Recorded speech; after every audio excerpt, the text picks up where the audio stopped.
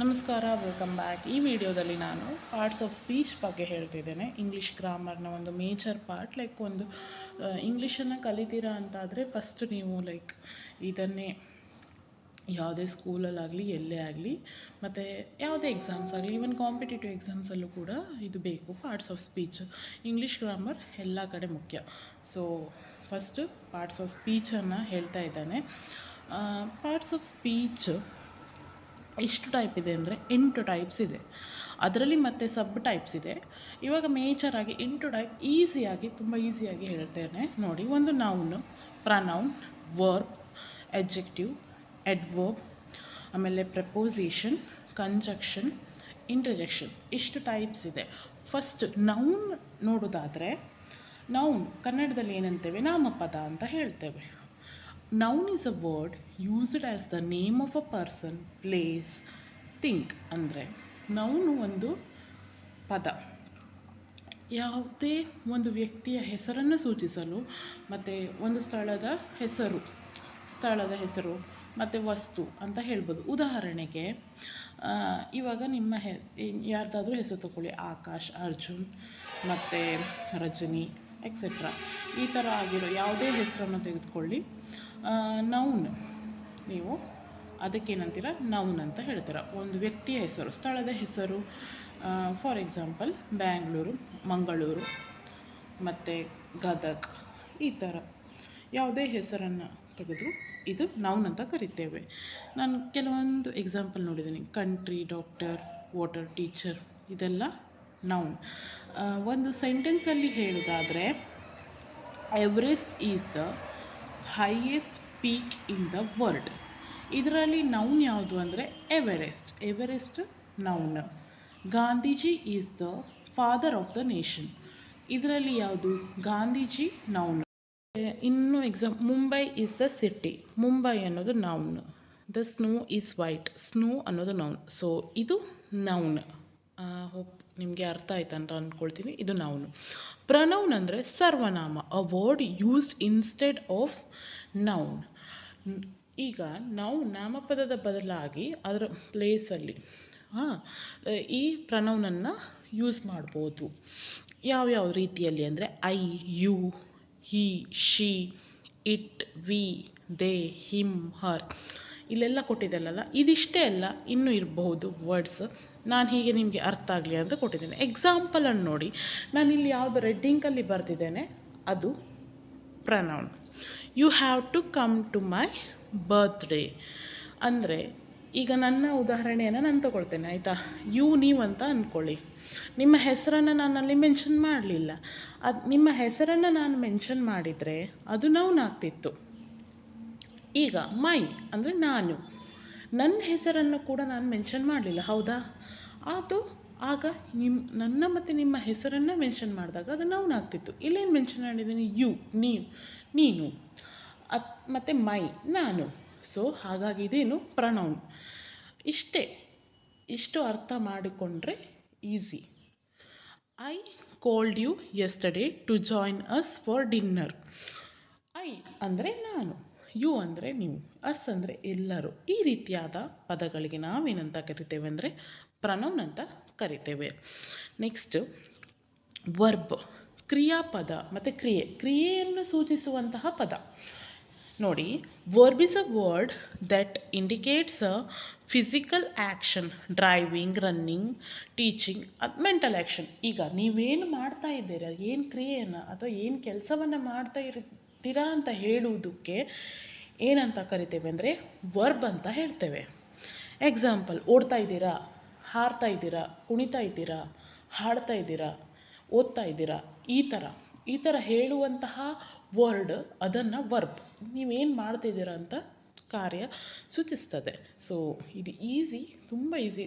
ಚೆನ್ನಾಗಿ ಇದನ್ನು ಕೇಳಿ ಅರ್ಥ ಮಾಡ್ಕೊಳ್ಳಿ, ಆಯಿತಾ. ನೆಕ್ಸ್ಟ್ ಇಲ್ಲಿ ನೋಡಿ, I like to play cricket. Play ಅನ್ನೋದೇನು, ನೀವು ಆಡ್ತಾ ಇದ್ದೀರಾ ಅಂತ ಹೇಳಿ ಕೊಡ್ತದೆ. ಸೊ ಪ್ಲೇ ಅನ್ನೋದೇನು, ಇಲ್ಲಿ ವರ್ಬ್. ಇಲ್ಲಿ ಪ್ರನೌನ್ ಯಾವುದು ಹೇಳ್ಬೋದು, ಐ. ನಾನು ಯಾಕೆ ರಿಪೀಟ್ ಮಾಡ್ತಿದ್ದೇನೆ ಅಂದರೆ, ಒಂದು ಸೆಂಟೆನ್ಸ್ ನೋಡಿದಾಗ ಅಲ್ಲಿ ಪ್ರನೌನ್, ವರ್ಬ್ ಆದಷ್ಟು ಐಡೆಂಟಿಫೈ ಮಾಡಲಿ ನೀವು ಅಂತ ಹೇಳ್ತಾ ಇದ್ದೀನಿ, ಆಯಿತಾ. ಐ ಇಲ್ಲಿ ಪ್ರನೌನ್. ನೆಕ್ಸ್ಟ್ ನೋಡಿ, the river flows through the mountains. Flows ಅಂದರೆ ಹರಿದೋಗ್ತದೆ. ಇಲ್ಲಿ ನದಿ ಏನು ಮಾಡ್ತಾ ಇದೆ ಅನ್ನೋದನ್ನು ಹೇಳುವಂಥ ಶಬ್ದ ಯಾವುದು, ವರ್ಡ್ ಯಾವುದು? Flows. We watch T V last night. ನಾವು ಹಿಂದಿನ ರಾತ್ರಿ ಟಿ ವಿಯನ್ನು ನೋಡಿದ್ವಿ. ಇಲ್ಲಿ ವಾಚ್ಡ್ ಅಂದರೆ ಹೇಳ್ತಾ ಇದೆ ನೀವೇನು ಮಾಡಿದ್ರಿ ಅನ್ನೋದನ್ನು ಈ ವರ್ಡ್ ಹೇಳ್ತಾ ಇದೆ. ಆಮೇಲೆ the teacher is teaching mathematics. Teacher ಏನು ಮಾಡ್ತಾಯಿದ್ದಾನೆ? ಟೀಚಿಂಗ್ ಮಾಡ್ತಾಯಿದ್ದಾರೆ. ಟೀಚಿಂಗ್ ಅಂದರೆ ಈಗ ನಾನು ನಿಮಗೆ ಕಲಿಸ್ತಿದ್ದೇನೆ, I am teaching. So teaching ಅನ್ನೋ ವರ್ಡ್ ಇದು ವರ್ಬ್ ಅಂತ ಹೇಳ್ಬೋದು. ನೆಕ್ಸ್ಟ್ ಯಾವುದು? ಎಡ್ಜೆಕ್ಟಿವ್. ಎಡ್ಜೆಕ್ಟಿವ್ ಅಂದರೆ ವಿಶ್ಲೇಷಣೆ ಮಾಡೋದು.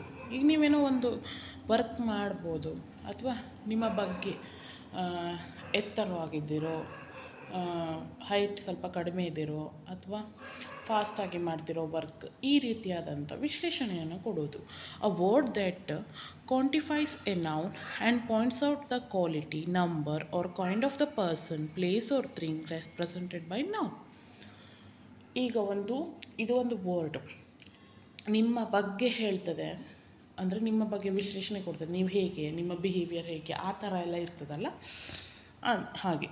ಇಲ್ಲಿ ನೋಡಿ, ಉದಾಹರಣೆಗೆ ಹೀ is a fast driver. Hi is a driver ಅಂತ ಹೇಳಿದ್ರೆ ನಮಗೆ ಅರ್ಥ ಆಗೋದಿಲ್ಲ. ಅವನು ವೇಗವಾಗಿ ಓಡಿಸ್ತಾನೋ ಅಥವಾ ಸ್ಲೋ ಆಗಿ ಓಡಿಸ್ತಾನೋ ಅಂತ ಹೇಳೋದನ್ನು ನಮಗೆ ಅರ್ಥ ಆಗೋದಿಲ್ಲ. ಫಾಸ್ಟ್ ಅನ್ನೋ ಒಂದು ಪದ ಬಂದಾಗ, ಓ ಇವನು ಹೀಗೆ ಗಾಡಿಯನ್ನು ಓಡಿಸ್ತಾನೆ ಅನ್ನೋದು ನಮಗೆ ತಿಳಿತದೆ. So he is a fast driver. Fast ಅನ್ನೋದಿಲ್ಲಿ ಅಡ್ಜೆಕ್ಟಿವ್.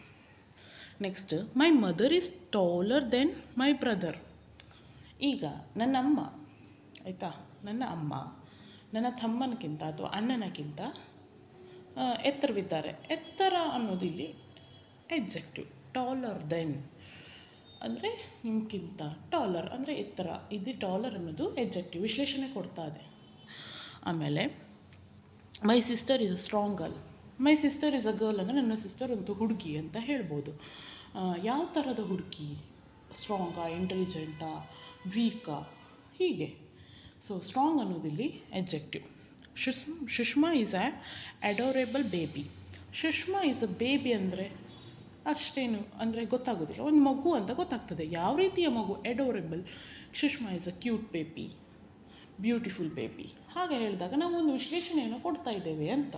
ಸೊ ನಿಮಗೆ ಅರ್ಥ ಆಯಿತು ಅಂತ ಅಂದ್ಕೊಳ್ತೀನಿ. ಏನಾದರೂ ಡೌಟ್ಸ್ ಇದ್ದರೆ ಕಮೆಂಟಲ್ಲಿ ಹೇಳಿ. ಮತ್ತು ಇನ್ನೂ ಈ ಥರ ಗ್ರಾಮರ್ ವೀಡಿಯೋಸ್ ಬೇಕಂದರೆ ಲೈಕ್ ಮಾಡಿ, ಆದಷ್ಟು ಶೇರ್ ಮಾಡಿ, ನಾನು ಮಾಡ್ತೇನೆ. ನೆಕ್ಸ್ಟ್, ಎಡ್ವರ್ಬ್, ಕ್ರಿಯಾ ವಿಶ್ಲೇಷಣೆ. ಈಗ ಕ್ರಿಯೆಯನ್ನು ವಿಶ್ಲೇಷಿಸೋದು ಅಂದರೆ ನೀವು ಮಾಡುವಂಥ ಕೆಲಸವನ್ನು, ಕ್ರಿಯೆ ಅಂದರೆ ವರ್ಬ್, ಅದನ್ನು ವಿಶ್ಲೇಷಿಸುವುದಕ್ಕಿರುವುದೇನು? ಎಡ್ವರ್ಬ್. ಆಯಿತಾ? ಕ್ರಿಯೆ ಬಗ್ಗೆ ಗೊತ್ತಾಯಿತು ನಿಮಗೆ, ವಿಶ್ಲೇಷಣೆ ಬಗ್ಗೆ ಗೊತ್ತಾಯಿತು. ಈಗ ಕ್ರಿಯೆಯನ್ನು ವಿಶ್ಲೇಷಿಸುವುದೇನು ನೋಡಿ, adverb. A word used to add something to the meaning of verb. ವರ್ಬಿಗೆ, ಎಡ್ಜೆಕ್ಟಿವ್ಗೆ ಏನಾದರೂ ಮೀನಿಂಗ್ ಆ್ಯಡ್ ಮಾಡಲಿಕ್ಕೆ ಇರೋದು ಎಡ್ವರ್ಬ್. ಈಗ ನೋಡಿ, ಶಿ ಸ್ಪೋಕ್ ಸಾಫ್ಟ್ಲಿ. ನಾನಿಲ್ಲಿ ವಿ ಯಾಕೆ ಹಾಕಿದ್ದೇನೆ ಅಂದರೆ ಅದು ವರ್ಬ್ ಅನ್ನೋದಿಲ್ಲಿ ಆ್ಯಕ್ಷನ್, ಆಯಿತಾ. ಅದು ಹೇಗೆ ಅಂತ ವಿಶ್ಲೇಷಣೆ ಮಾಡುವುದಕ್ಕಿರುವಂಥದ್ದು adverb. Softly. The turtle moved slowly. So ಇಲ್ಲಿ ಮೂಡ್ ಅಂದರೆ ಮೂವ್ ಆಗ್ತಾ ಇದೆ, ಚಲಿಸ್ತಾ ಇದೆ ಅನ್ನೋದು ವರ್ಬ್, ಕ್ರಿಯೆ. ಅದನ್ನು ವಿಶ್ಲೇಷಿಸುವುದು ಸ್ಲೋಲಿ ಅನ್ನುವುದೇನು? Adverb. The couple danced happily. Dance ಅನ್ನೋದು ವರ್ಬನ್ನು, ಕ್ರಿಯೆಯನ್ನು ವಿಶ್ಲೇಷಿಸುವುದು ಹ್ಯಾಪಿಲಿ.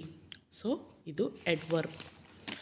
ನೆಕ್ಸ್ಟ್ ಇಲ್ಲಿ ನೋಡಿ, preposition, word used before a noun and pronoun to show direction, time, place, location, relationship. ಇದು ಒಂದು ಶಬ್ದ ಯಾವುದನ್ನು, ಒಂದು ದಿಕ್ಕನ್ನು, ಟೈಮನ್ನು, ಸಮಯವನ್ನು, ಜಾಗವನ್ನು, ಇದನ್ನು ತೋರಿಸ್ಲಿಕ್ಕೆ ಯಾವುದರ ಮುಂದೆ, ಹಿಂದೆ ಅಂದರೆ ನೌನ್ ಮತ್ತು ಪ್ರನೌನ್ನ ಮುಂದೆ, ಹಿಂದೆ ಯಾವ್ಯಾವುದು ಇಲ್ಲಿ words? In, on, at, before, after, ಇದೆಲ್ಲ ಪ್ರಪೋಸಿಷನ್. ನೋಡ್ಕೊಳ್ಳಿ, ಒಂದು ಸತಿ ನೋಡ್ಕೊಳ್ಳಿ, ಗೊತ್ತಾಗ್ತದೆ. The book is on the table. Book ಎಲ್ಲಿದೆ? ಟೇಬಲ್ ಮೇಲೆ ಇದೆ, ಮೇಲೆ. ಆಮೇಲೆ I use to leave in Bangalore. Bangalore ಅನ್ನೋದೇನಿಲ್ಲಿ? ನೌನ್, ಹೌದಾ? ನೌನ್ ಅಲ್ವಾ? ಸೊ ಇನ್ ಬ್ಯಾಂಗ್ಳೂರ್, ನಾನು ಬ್ಯಾಂಗ್ಳೂರಲ್ಲಿ ನೆಲೆಸ್ತಾ ಇದ್ದೆ. In. I get up at 4 AM. 4 AM ಅನ್ನೋದೇನು? ಟೈಮ್. ಅರ್ಥ ಆಗ್ತಿದೆಯಾ? ಸಮಯದ ಹಿಂದೆ ಅಂದರೆ before. At cat is under the table ಕೂಡ ನಾವು ಅಂಡರ್.